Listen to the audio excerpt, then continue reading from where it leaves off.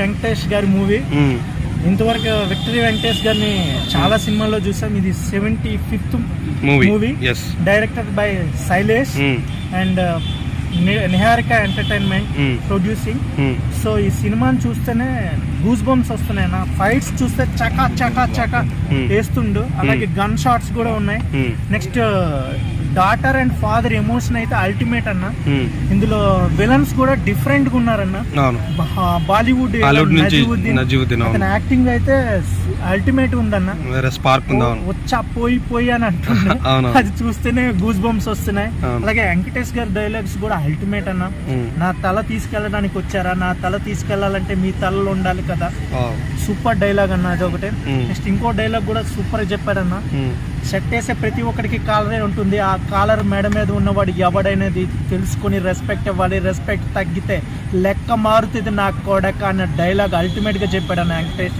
ఆ డైలాగ్ డెలివరేషన్, అతని యొక్క మేనరిజం, అతని ఫైట్ సీన్స్, పాప and his relation and family and faction oriented drama, thriller, action అన్ని ఉండబోతున్నాయి అన్న సినిమాలో.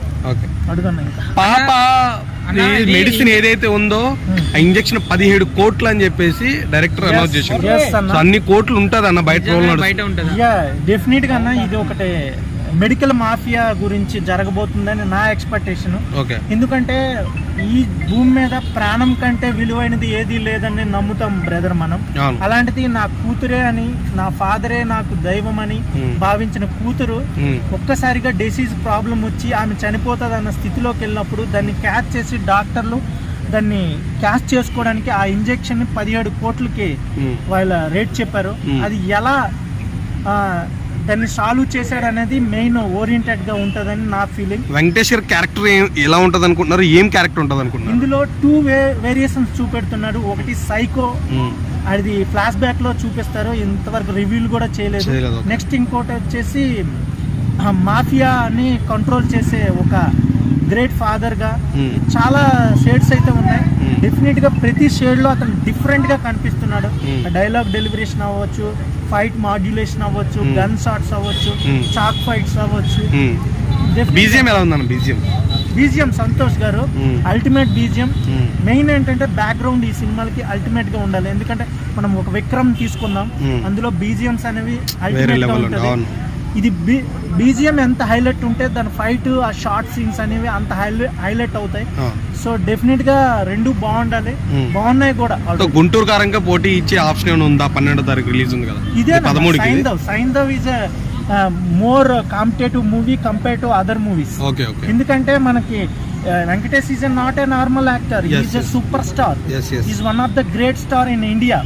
సో అతను పర్సంటేజ్ తీసుకుంటే అల్టిమేట్ సక్సెస్ 80% సక్సెస్ హీరో. కాకపోతే రీసెంట్ గా ఆయన ఇలాంటి కొన్ని చేయడం వల్ల కూడా అనేది అది టైప్ సిచ్యువేషన్ వేరన్నా. వెంకటేష్ ఒక సినిమా తీయడన్నా, అతను అన్ని సినిమాలు తీస్తాడు. అతను తీసుకుంటే రాజాలో ఎమోషన్, కలిసుందాం రా, ప్రేమించుకుందాం రా, ఘర్షణ, ఒక నెక్స్ట్ నవ్వు ఇప్పుడు సైంధవ, నెక్స్ట్ ఎనీ మూవీ చెప్పు చూసి మప్పు సైజంట్కి వస్తే చెప్పు, నడకల్లో మ్యాజిక్ మ్యాజిక్ మబ్బుల్లో రాజిక్ రాజ్, అరే ఈ నవాబుకే గిలిగింతలు పట్టిన గులాబులు, ఆ సాంగ్స్ చూడన్న ఓల్డ్ సూపర్. డెఫినెట్ గా బ్లాక్ బస్టర్ అన్న. వెంకటేష్ కోసమైనా వెళ్ళాలి, ఆ ఫిట్నెస్ కోసమైనా వెళ్ళాలి, అతని గ్లామర్ ని చూడడానికైనా వెళ్ళాలి. అందరూ వచ్చి సక్సెస్ చేయాలని కోరుకుంటున్నాను. I love you all. Thank you భయ్యా.